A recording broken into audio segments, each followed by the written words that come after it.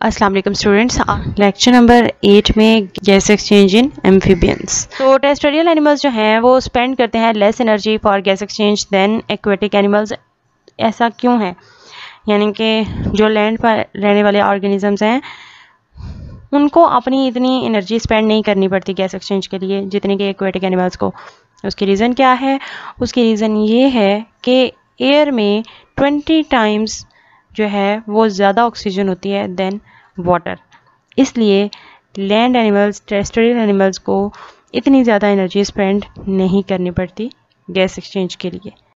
अच्छा जी, ये जो है ना, ये आपके पास इम्पोर्टेंट एमसीक्यू भी बन जाता है, ठीक है। या शॉर्ट क्वेश्चन में भी आए कि why terrestrial animals spend less energy for gas exchange than aquatic animals. तो अच्छा, टेरेस्ट्रियल एनिमल्स में अब जो एक्सचेंज होता है गैसेस का, ठीक है, वो ऐसे ही नहीं हो जाता, बल्कि उनको मॉइस्ट सरफेसेस की ज़रूरत होती है। इनकी स्किन जो होती है वो ड्राई होती है, कुछ सरफेसेस होती हैं जो मॉइस्ट होती हैं। ड्राई कंडीशंस में अगर हम सरफेसेस को एक्सपोज करेंगे गैस एक्सचेंज के लिए तो वाटर लॉस का जो खतरा है वो बढ़ जाएगा। कौन कौन सी टाइप्स है रेस्पिरेशन की जो हमने देखनी है एम्फीबियंस में? सबसे पहले हमारे पास क्यूटेनियस रेस्पिरेशन, बकोफेरेंजियल रेस्पिरेशन है, और हमारे पास पल्मोनरी रेस्पिरेशन है जो हमने पढ़नी है। सबसे पहली जो टाइप है वो आ जाती है क्यूटेनियस रेस्पिरेशन, यानी कि तो सबसे पहले हम देखें स्किन के थ्रू रेस्पिरेशन। तो एम्फीबियंस की जो स्किन है ना वो मॉइस्ट होती है, और दूसरी बात कि जो इनकी स्किन है कैपिलरी बेड प्रेजेंट है, यानी बहुत सारी कैपिलरीज प्रेजेंट है जो कि गैस एक्सचेंज में बहुत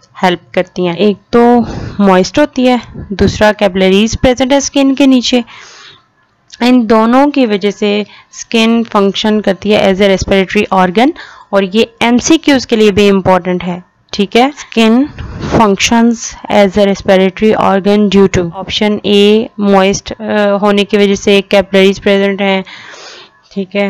both of these, none of these, इस तरह से आ सकता है। तो गैस एक्सचेंज जब स्किन के थ्रू होगी तो उसको हम कहेंगे क्यूटेनियस रेस्पिरेशन। कहता है कि क्यूटेनियस रेस्पिरेशन जो होता है ना वो वाटर में और लैंड में दोनों में फ्रॉग्स को अलो करती है टू हाइबरनेट इन विंटर। अब हाइबरनेशन क्या होती है? एक ऐसी कंडीशन होती है जिसमें ऑर्गेनिजम्स जो होते हैं जैसे कि अपना बॉडी टेम्परेचर ड्रॉप कर लेते हैं, मेटाबॉलिज्म स्लो कर लेते हैं। जो वेदर कंडीशंस हैं विंटर वाली, वो जाहिर सी बात है वो बर्दाश्त नहीं कर सकते, तो उनको वो सरवाइव कर सकें। जाहिर सी बात है इस एबिलिटी की वजह से वो फिर हाइबरनेट भी कर जाते हैं विंटर में, और उनका गैस एक्सचेंज भी स्किन के थ्रू होता रहता है। सैलमेंडर्स को अगर हम देखें तो 30 to 90% है टोटल गैस एक्सचेंज का वो स्किन के थ्रू होता है। कर लिया। अब सेकंड जो हमारे पास टाइप है वो है बकोफेरेंजियल रेस्पिरेशन। अच्छा, नाम से ही इंडिकेट करता है बकोफेरेंजियल रेस्पिरेशन, यानी कि बको यानी कि बकल कैविटी, और फेरेंजियल यानी कि फेरिंग्स। बकोफेरेंजियल रेस्पिरेशन का पता चल गया कि बको यानी बकल कैविटी माउथ के थ्रू, और फेरेंजियल यानी फेरिंग्स के थ्रू। भी फेरिंग्स क्या होता है? एक होलो ट्यूब जो कि बिहाइंड द नोज वहां से स्टार्ट होती है और नेक तक जाती है, and ends at the top of trachea and oesophagus, ठीक है। जहां पे फेरिंग्स एंड होता है वहां पे ईसोफेगस और ट्रैकिया जो है वो स्टार्ट हो जाता है कि माउथ की, और जो फेरिंग्स है, ठीक है, उसकी जो मॉइस्ट सर्फेसिस हैं उनके थ्रू जब गैस एक्सचेंज होगा तो हम कहेंगे सिंपली बकोफेरेंजियल रेस्पिरेशन। और ये कितनी होती है?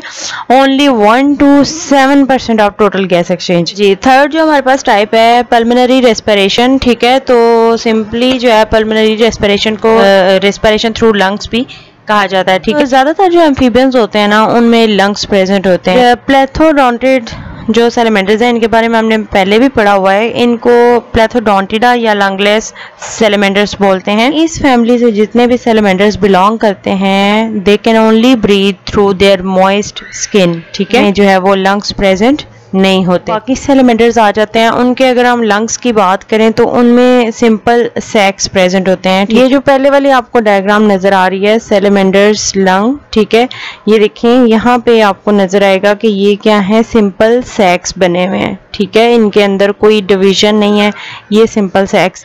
लंग्स ऑफ एंडोरेंस यानी कि फ्रॉग्स की वो लंग्स की बात करें, दे आर सब डिवाइडेड इनटू चैम्बर्स, ठीक है। और आपको पता है कि जब ये सब डिवाइडेड होते हैं चैम्बर्स में, सरफेस एरिया ज़्यादा होता है तो गैस एक्सचेंज भी ज़्यादा होगा।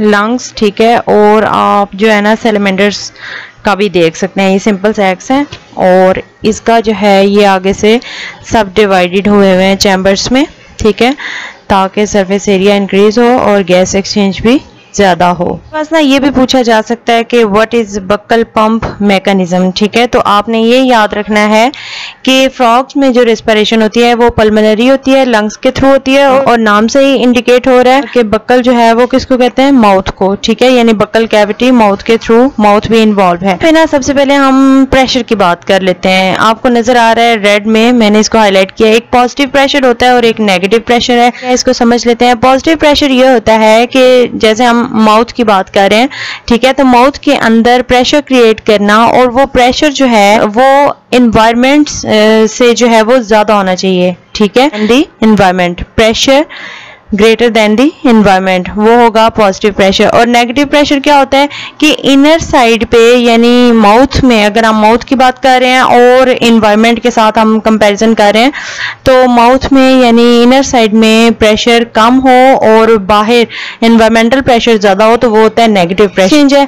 तो बकल पंप मैकेनिज्म में होगा ये कि माउथ और जो फेरिंग्स के मसल्स हैं, ठीक है, ये क्रिएट करते हैं पॉजिटिव प्रेशर। कैसा प्रेशर कि pressure inside mouth more than या ग्रेटर देन द एनवायरनमेंट। इस प्रेशर की वजह से फिर क्या होगा कि वो जो एयर होगी उसको लंग्स में भेजा जा सकता है, ठीक है, एम्फीबियंस लंग्स की। और यहाँ पे आप देख सकते हैं ये चैम्बर्स सब डिवाइडेड हैं, कह लें कि एफिशिएंट गैस एक्सचेंज के लिए माउथ और फेरिंग्स के मसल्स जो है वो प्रेशर क्रिएट करेंगे और वो होगा पॉजिटिव प्रेशर, जिसकी वजह से एयर को लंग्स में भेजा जाएगा और लंग्स में फिर क्या होगा, गैस एक्सचेंज हो जाएगा, ठीक है।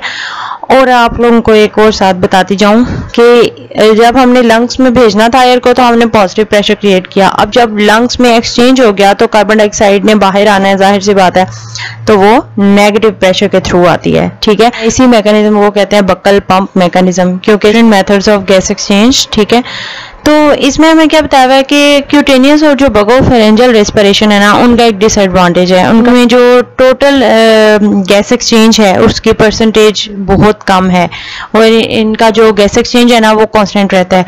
फॉर एग्जांपल कांस्टेंट का मतलब है फिक्स्ड है, कोई इसमें चेंज नहीं आता, यानी अगर 60% स्किन और बकोफेरेंजियल के थ्रू हो रहा है तो वो उतना ही रहेगा, इनमें कोई चेंज नहीं आता। इवन अगर मेटाबॉलिक रेट भी हाई कर दें तो भी इन पे जो है वो कोई असर नहीं होगा, यानी क्वांटिटी जो है गैस एक्सचेंज की वो ज़्यादा या कम नहीं होगी, वो उतनी ही रहेगी, 60 है तो 60 ही रहेगी।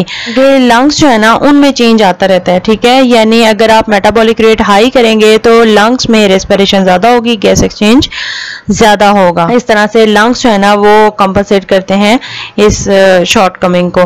हाँ जी, तो 50 डिग्री जब टेम्परेचर होगा तो 70% जो है वो गैस एक्सचेंज होगा through skin and mouth of frog है। अब देखें टेम्परेचर यहाँ पे 25 डिग्री कम कर दिया है, ठीक है, तो गैस एक्सचेंज जो है वो रिमेन्स द सेम, यानी कांस्टेंट रहेगा, यानी 50 पे भी 70% हो रहा था, 25 पे भी 70%, लेकिन 25 पे पल्मोनरी जो रेस्पिरेशन है वो इंक्रीज हो जाएगी। अब अगर हम टोटल गैस एक्सचेंज का देखें तो जो स्किन और माउथ के थ्रू गैस एक्सचेंज हो रहा है ना टोटल, वो सिर्फ 30% है टोटल का। अडल्ट्स में हमने देखा कि 3 टाइप्स की रेस्पिरेशन होती है। लार्वा जो है, लार्वा में देखें तो उनमें गिल्स के थ्रू रेस्पिरेशन होती है। एम्फीबियंस जो लार्वा हैं उनमें और कुछ अडल्ट्स में भी वो एक्सटर्नल गिल्स के थ्रू, गिल्स प्रेजेंट होते हैं और गिल्स को सपोर्ट कौन करते हैं, ठीक है, कार्टिलेजनस रॉड्स होते हैं। कार्टिलेजनस रॉड्स जो है वो प्रेजेंट होते हैं बिटवीन फेरेंजियल स्लिट्स। अब फेरेंजियल स्लिट्स क्या है, यानी फेरिंग्स, फेरेंजियल फेरिंग्स है, फेरिंग्स का आपको पता चल गया होलो ट्यूब जो कि नोज से लेके नेक तक होती है, ठीक है, और आगे से फिर वो ट्रैकिया और इसोफेगस स्टार्ट होता है, तो वो फेरिंग्स हो गया, ठीक है। फेरिंग्स के ऊपर स्लिट्स प्रेजेंट है, सुराख, ठीक है, तो फेरेंजियल स्लिट्स उनको बोलेंगे। तो वहां पे क्या प्रेजेंट है, कार्टिलेजनस रॉड्स। कार्टिलेजनस रॉड्स जो है वो बाहर जो एक्सटर्नल गिल्स है ना, 3 पेयर्स, उनको सपोर्ट करते हैं। जब मेटामॉर्फोसिस होती है, ठीक है, तो उसमें क्या होना होता है, चेंजेस होती हैं, गिल्स रीअब्जॉर्ब हो जाते हैं, फ्रेंजल स्लिट्स जो हैं यानी वो जो सुराख से बने होते हैं वो क्लोज हो जाते हैं मेटामॉर्फोसिस में। और जब इन्होंने अडल्ट्स में आना है तो अडल्ट्स में ऑब्वियसली लंग्स बिकम फंक्शनल। इसी के साथ आज का लेक्चर हमारा एंड होता है।